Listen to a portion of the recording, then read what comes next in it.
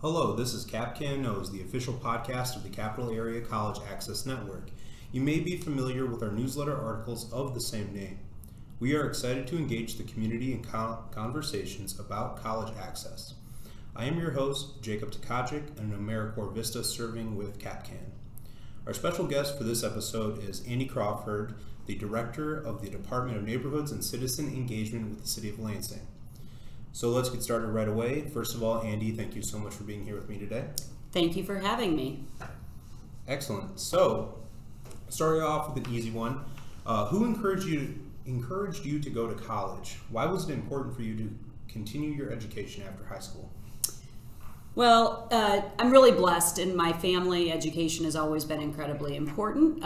In fact, my grandfather was Dr. Andi Crawford. He is the father of the Michigan Community College system, and was instrumental with a team of folks in establishing the entire community college network across the state, and was a big part of launching Lansing Community College. So I'm very fortunate to have grown up in a family that holds education very dear and important, and I was blessed to have access. I was in one of those families that you always knew you were going to post-secondary education, and so it was just a culture in which I was blessed to be a part of. And I'm a proud alum undergraduate of University of North Texas in Denton, Texas, and had a great education there with some wonderful faculty and great classmates, and it was always something I knew I would do, and I was fortunate enough to be blessed to be able to achieve that. All right, well, that's awesome to hear. I was not aware of your grandfather. That's pretty cool. So since joining the City of Lansing, you've done a lot of work designing city supports for neighborhoods and neighborhood leaders. Is there anything, whether it's a program, an outcome, observation of change that you are especially proud of since joining the City of Lansing?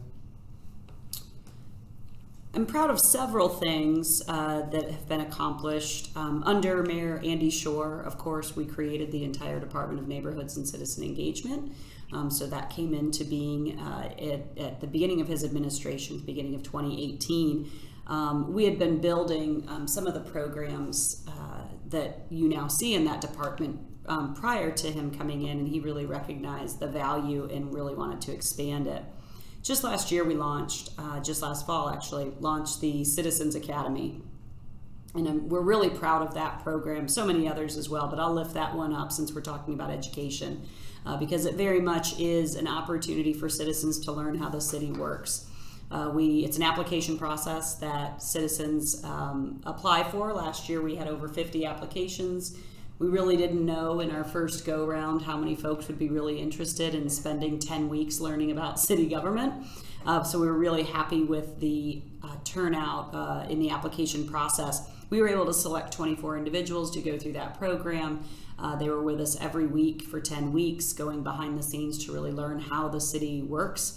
And not just in a classroom setting, but on site. So going into the wastewater treatment plant, going to see how the fire stations operates and what kind of call volume and situations they're dealing with.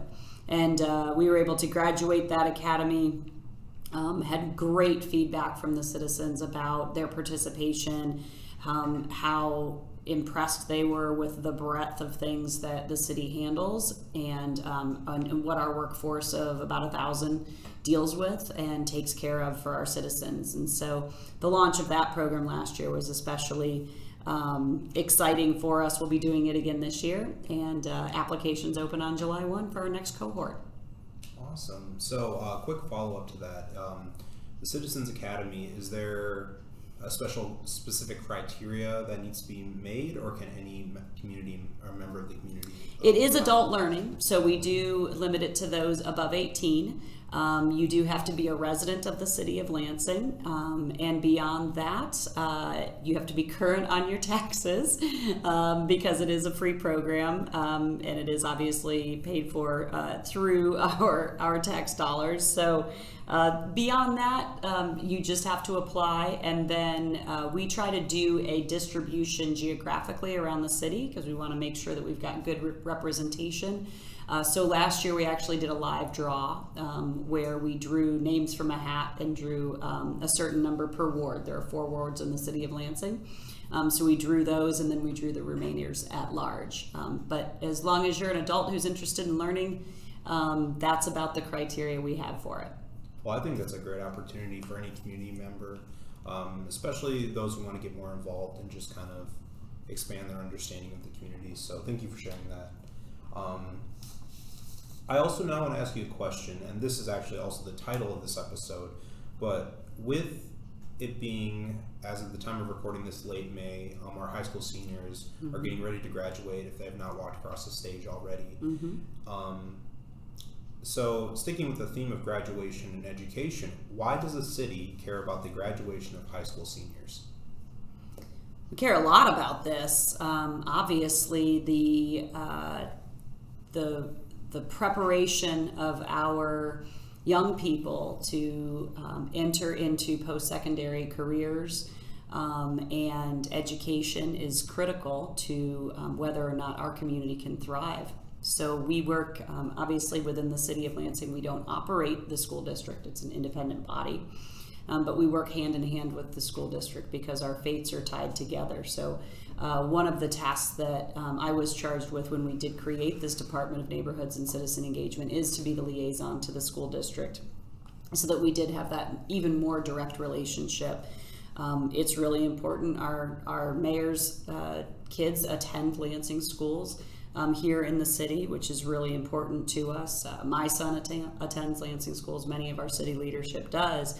We live in the city and we utilize our schools, and we are committed to the education of all our young people within the city so that they can go on and become successful, thriving adults. That graduation rate is a critical indicator of how well we're doing as a community.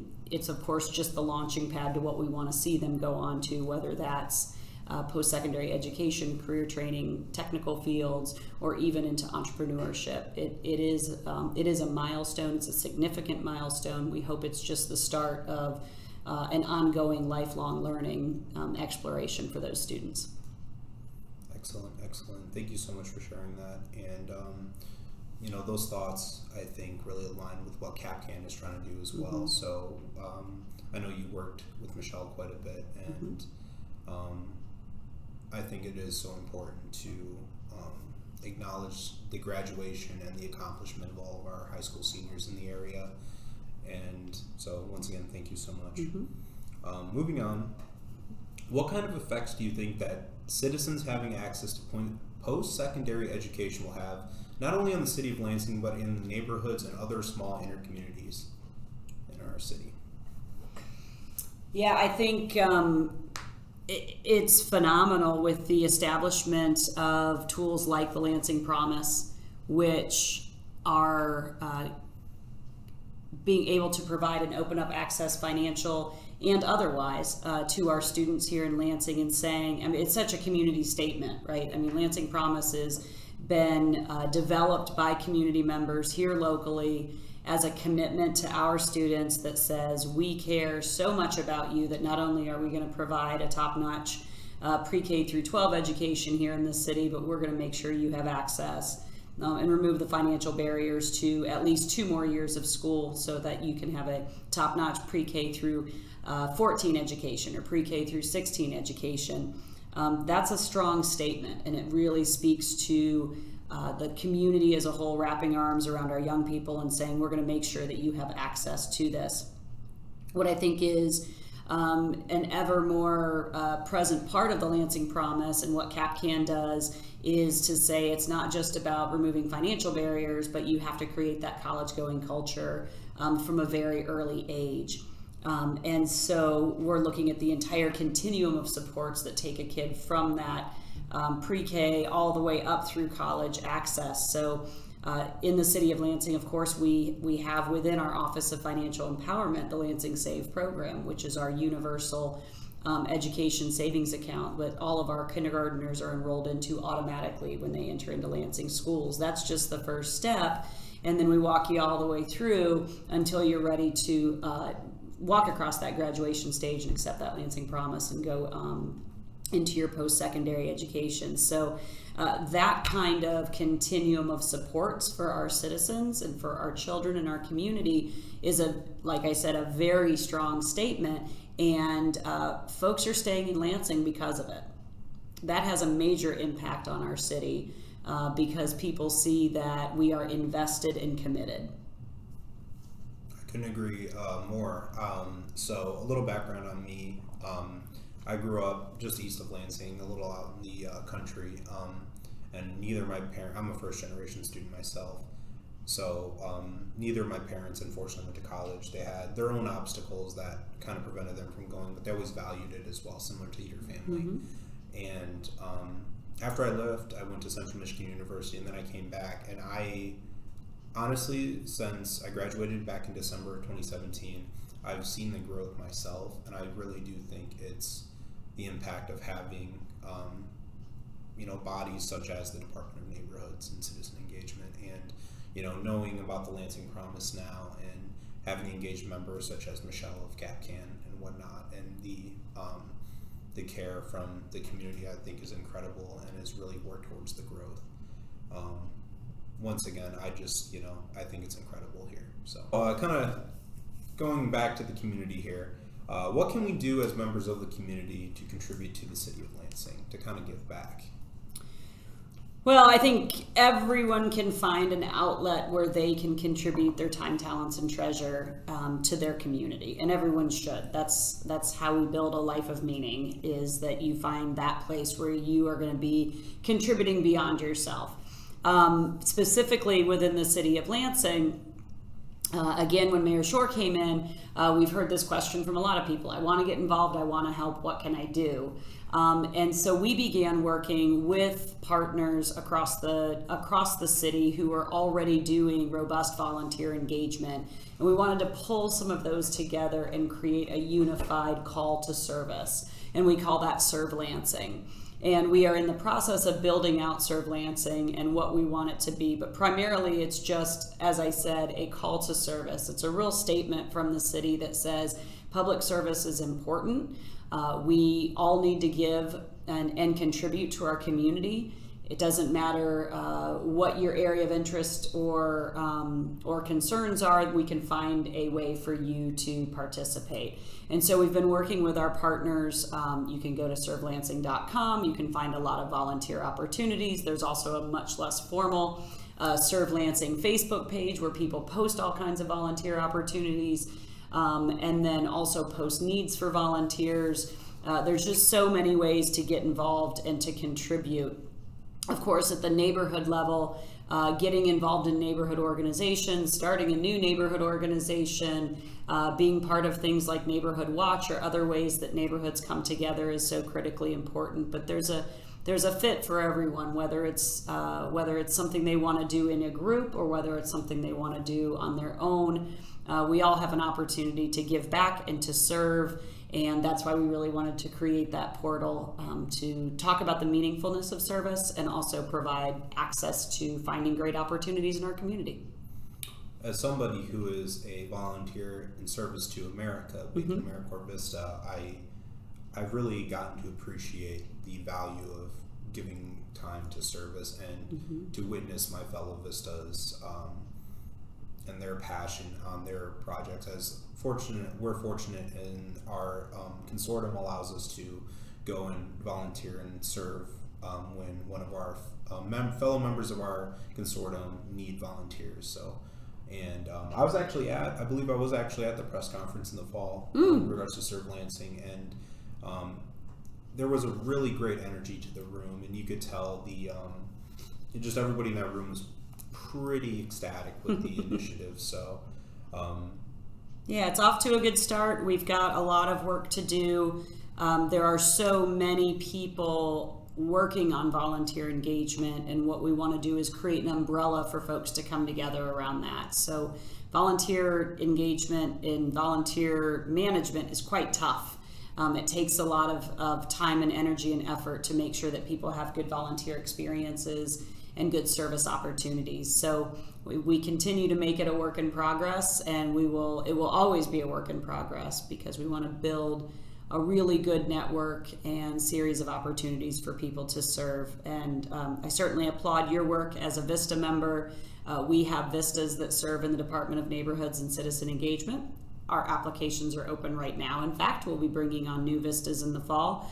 We would love to have folks come and take advantage of that opportunity. Our VISTAs, we often call them the secret sauce in the department. They bring in a lot of new ideas and new energy. They work incredibly hard for nothing every year, but it is, I'm sure you would agree, a very worthwhile year, and it's very cool serving within the city itself. You have a lot of excellent opportunities to interact with all kinds of folks and make all kinds of connections and set yourself up for whatever's coming next in your career. So that's my plug.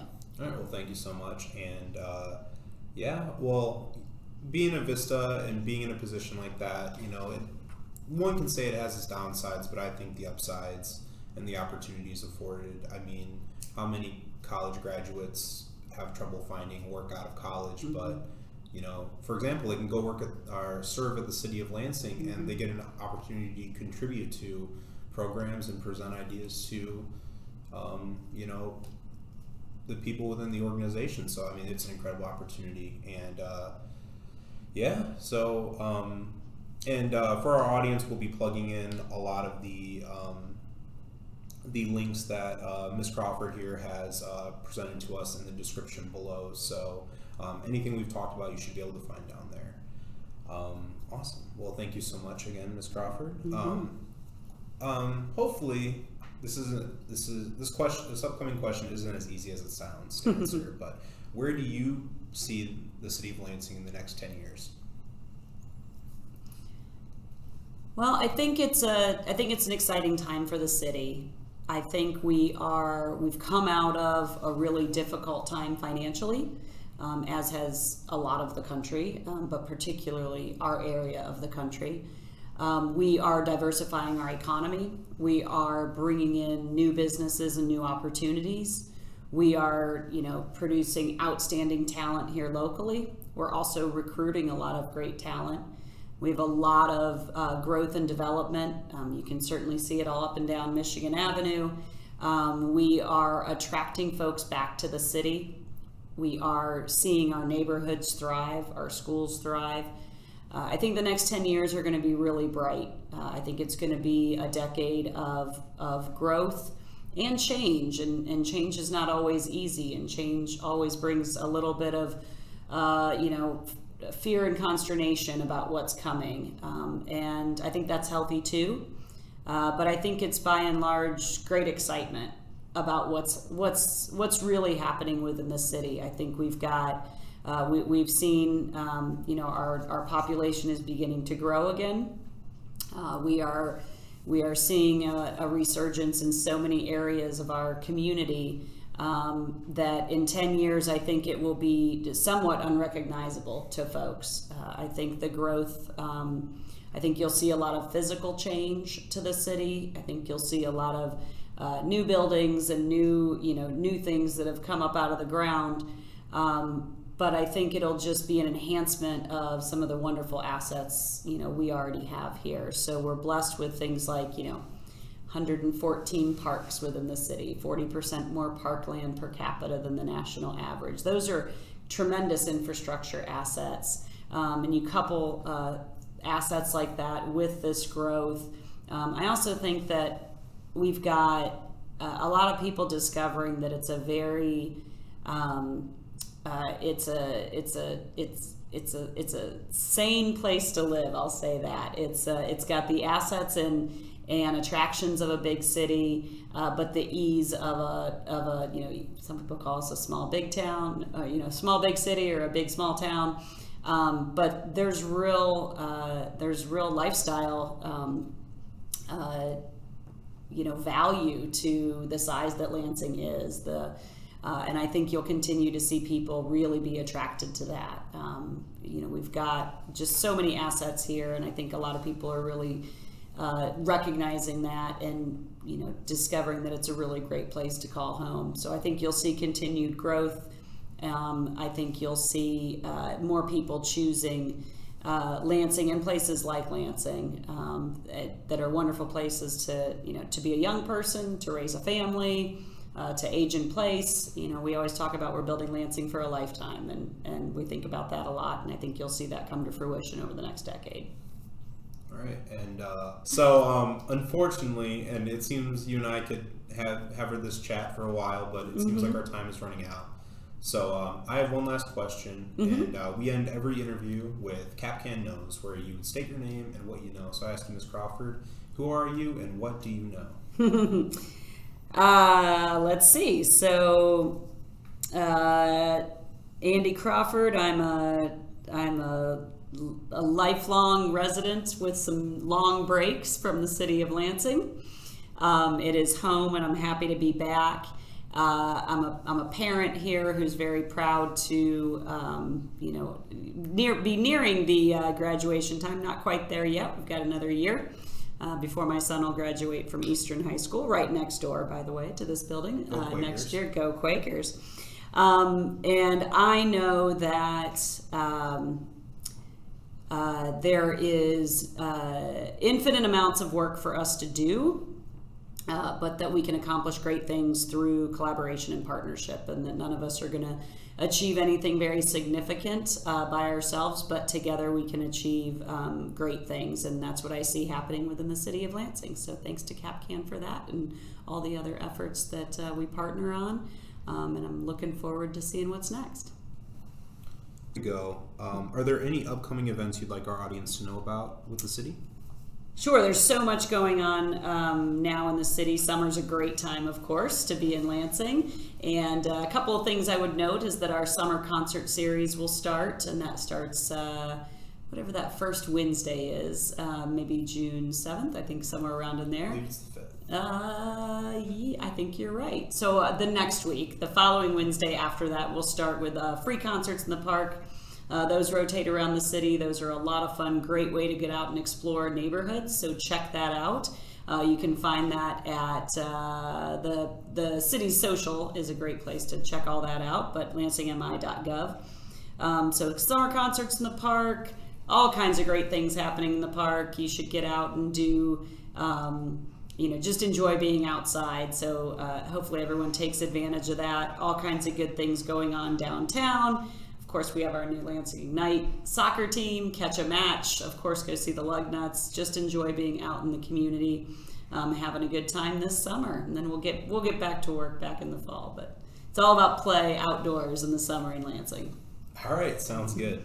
So as I said before, links to the City of Lansing social media and everything we've talked about, events, programs, applications, will be in the description below. You can also find out more about the Department of Neighborhoods and Citizen Engagement at their website, which will also be in the video description below. So for more information on CapCAN, please be sure to follow us on Facebook, Twitter, and Instagram. Just like before, we'll be down below, or visit our website at capcan.org.